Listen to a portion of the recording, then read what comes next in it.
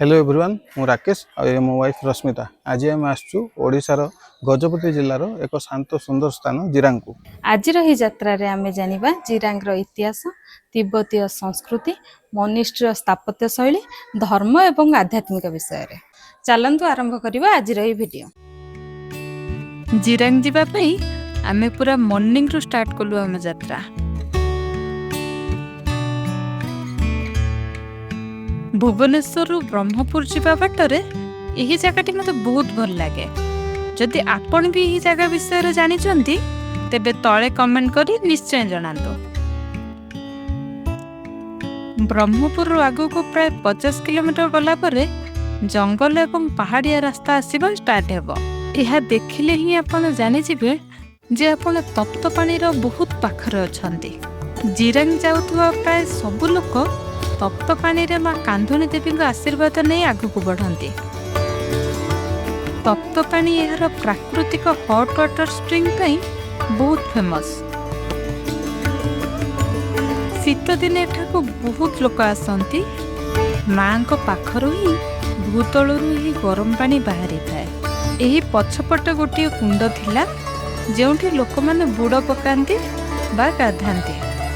एबे एठारे रिनोवेशन काम चली किंतु सीजन आसवा आगु यह रेडी हो जिवो।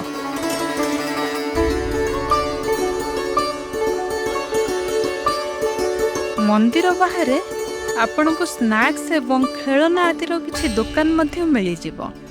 आमे मध्य मां को दर्शन सारी आगु को बाहरिलु। आमे आसी पहुंची गलु मून हिल होमस्टे रे। आज हमर स्टे एठारे ही हबो। जिरांग मोनास्ट्री एठारु पाखापाखि 4 to 5 किलोमीटर हेबो। एबे हमर प्लान होउची फास्ट लंच करिके टिके रेस्ट नबु आ खरा कमिले मोनास्ट्री बुलिबा को जेबो। तो जगहटा बहुत टिके भीतर रास्ता टिके सेकी अछि। मेन रोड रु आसिया पई रास्ता टिके डिफिकल्ट माने गोटे बस्ती वाला जगह ता भीतर देके आसे पड़ो।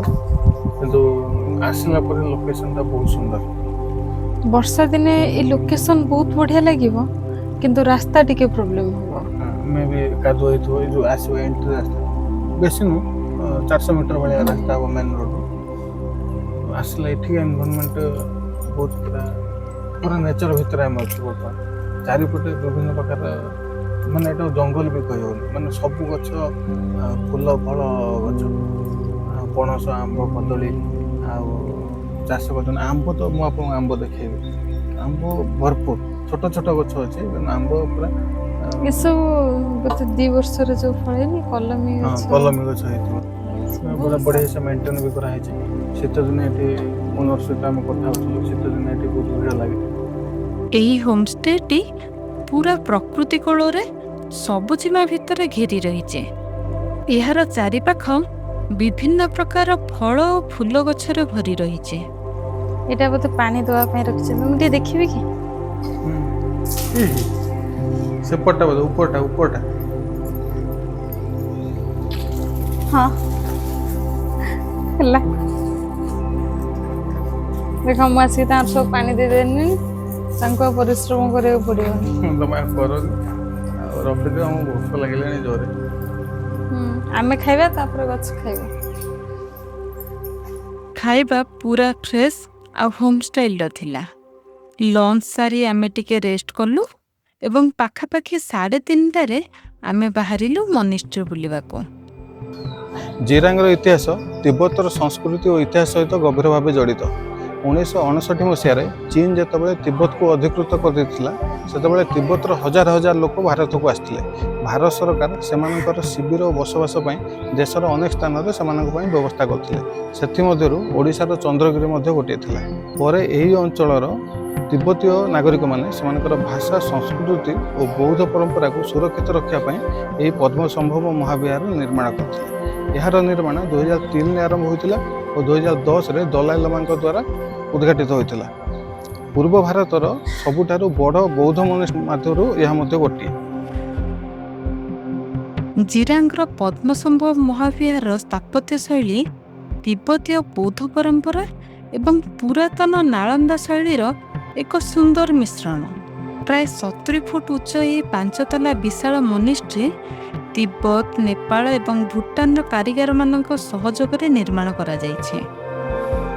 ମନିଷ୍ଟ୍ରିର ବାହାର ଏବଂ ଭିତର ଭାଗରେ ବ୍ୟବହୃତ ରଙ୍ଗ, ଡିଜାଇନ, ବୌଦ୍ଧ ଚିହ୍ନ ଏବଂ କଳାକୃତି ତିବ୍ବତୀୟ ସଂସ୍କୃତିର ଗଭୀର ଭାବକୁ ପ୍ରକାଶ କରେ। ଏଠାରେ ବଡ଼ ବଡ଼ ପ୍ରାର୍ଥନା କକ୍ଷ, ଧ୍ୟାନସ୍ଥଳ ଏବଂ ବୁଦ୍ଧଙ୍କ ବିଶାଳ ପ୍ରତିମା ଦେଖିବାକୁ ମିଳେ।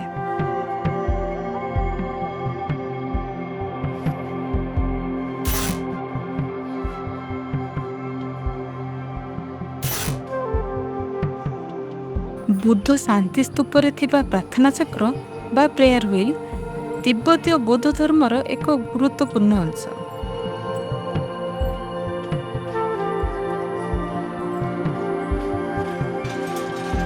ଏହି ଚକ୍ରଗୁଡ଼ିକ ଭିତରେ ପବିତ୍ର ମନ୍ତ୍ର ଏବଂ ପ୍ରାର୍ଥନା ଲେଖା ଥାଏ।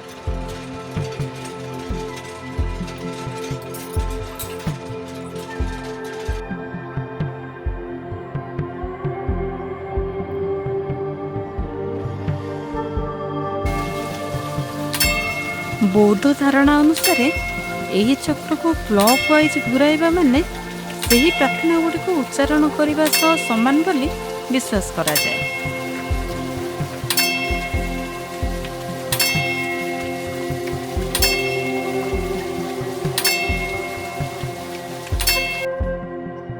ଲୋକମାନେ ଏହାକୁ ଘୁରାଇବା ସମୟରେ ମନରେ ଶାନ୍ତି, ସକାରାତ୍ମକ ଏବଂ ଆଧ୍ୟାତ୍ମିକ ଶକ୍ତିକୁ ଅନୁଭବ କରନ୍ତି।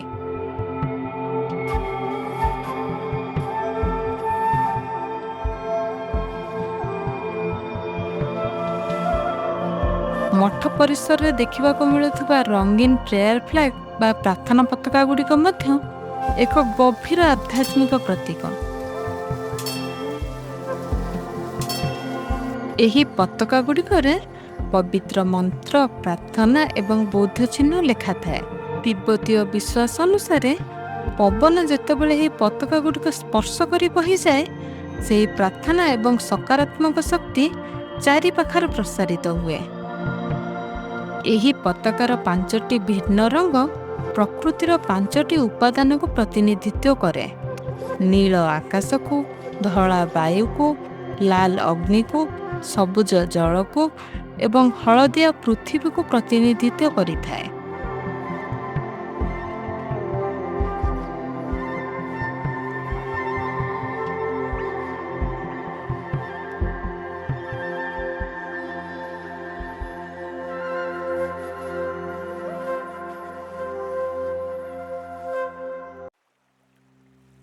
ବର୍ତ୍ତମାନ ମନିଷ୍ଟ୍ରି ଭିତରକୁ କ୍ୟାମେରା ଏବଂ ମୋବାଇଲ ନେବାକୁ ଅନୁମତି ନାହିଁ। ଏବେ ଏଠାରେ ଫଟୋଗ୍ରାଫି ଉପରେ କଟକଣା ଲଗାଯାଇଛି, କିନ୍ତୁ ଆମେ ଅନ୍ୟ ୟୁଟ୍ୟୁବ ଭିଡ଼ିଓରେ ଭିତରର ସୁନ୍ଦର ପ୍ରତିମା ସବୁ ଦେଖିଛୁ। ରୁଲ୍ ତ ମାନିବାକୁ ପଡ଼ିବ, ତ ଆମେ କ୍ୟାମେରା ନେଲୁ ନାହୁଁ।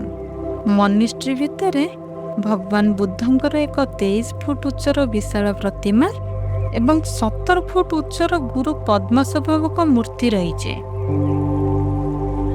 ଏହି ମଠର ନାମକରଣ ମଧ୍ୟ ଆଚାର୍ଯ୍ୟ ପଦ୍ମସମ୍ଭବଙ୍କ ନାମରେ ହିଁ କରାଯାଇଛି, ଯିଏ 7ମ ଶତାବ୍ଦୀରେ ତିବ୍ବତରେ ବୌଦ୍ଧ ଧର୍ମର ପ୍ରଚାର ଓ ପ୍ରସାର କରିଥିଲେ। ଯଦି ଆପଣ ଏଠାକୁ ଆସିବାକୁ ଚାହୁଁଛନ୍ତି, ତେବେ ଭୁବନେଶ୍ୱରରୁ ବାଇ ରୋଡ୍ 6 to 7 ଆୱାର ଯାତ୍ରା କରି ଏଠାରେ ପହଞ୍ଚି ହେବ। ସବୁଠୁ ନିକଟସ୍ଥ ମୁଖ୍ୟ ସହର ହେଉଛି ବ୍ରହ୍ମପୁର, ଯାହା ରେଳପଥ ଓ ସଡ଼କ ପଥରେ ଭଲ ଭାବରେ ସଂଯୁକ୍ତ। ବ୍ରହ୍ମପୁରରୁ ଜିରାଙ୍ଗ ପର୍ଯ୍ୟନ୍ତ ଯିବା ବାଟରେ ଜଙ୍ଗଲ, ପାହାଡ଼ ଏବଂ ଘାଟି ରାସ୍ତା ପଡ଼ିବ, ଯାହା ଯାତ୍ରାକୁ ଏକ୍ସାଇଟିଂ କରିଦିଏ। ମନିଷ୍ଟ୍ରି ବୁଲି ସାରିବା ପରେ आमे बाहरिलु सेठारु प्राय 5 किलोमीटर दूर रे थिबा एक सुंदर जलप्रपात आड़को। एही वाटरफॉल रो नाम होउची खसड़ा वाटरफॉल। जिरांग आसिले लोक माने प्रायतः एठाको पिकनिक करबा को आसंती। एही वाटरफॉल टी देखिबा को पूरा एक प्राकृतिक वाटर स्लाइड परि होइथिबारु एहाको खसड़ा बोली कुआ जाय।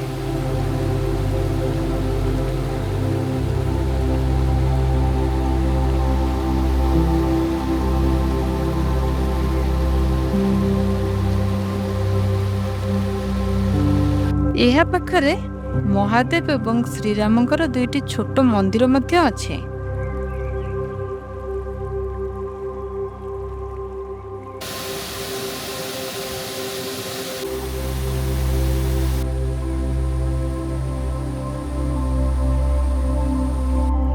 सेते बेलको बहुत लेट हो जाइथिला एवं अंधार हेबा आगु हमको रिटर्न करिवार थिला, तेणु आमे होमस्टे को रिटर्न कलु।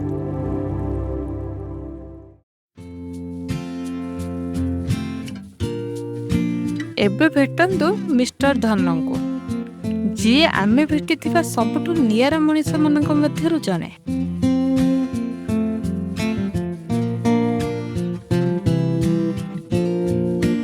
एही होमस्टे रो रक्षणाबेक्षण से ही बुझाबुझी करते। तांका भितर जन अद्भुत कलाकार लुचि रही। होमस्टे रे थिबा ई सुंदर राधाकृष्ण को मूर्ति, डाइनिंग वाल रे थिबा ब्यूटीफुल पेंटिंग एवं सेठारे सजा जाइथिबा समस्त जिनिस तांकरी कल्पनार ही सृष्टि होइछि।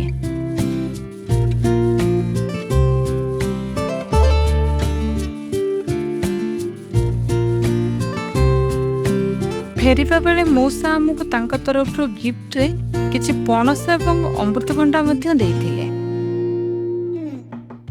आमे आसु आपण हॉस्पिटैलिटी किंतु बहुत बढ़िया थिला। जदि आपण मध्य ई होमस्टे को बुक करबा को चाहउछंती तेबे डिस्क्रिप्शन में नंबर दिया जाइछि, आपण कॉल करी बुक करि परिबे। शीत दिन तो समस्त दारिंगबाड़ी आसंती, किंतु ही मे मासर प्रबल गरम रे दारिंगबाड़ी भीतर केमिति अछि जानिबा पई आमे बाहरे छु दारिंगबाड़ी अभिमुखे। नेक्स्ट देखा हो दारिंगबाड़ी ब्लॉग रे। Please subscribe our channel to get notified.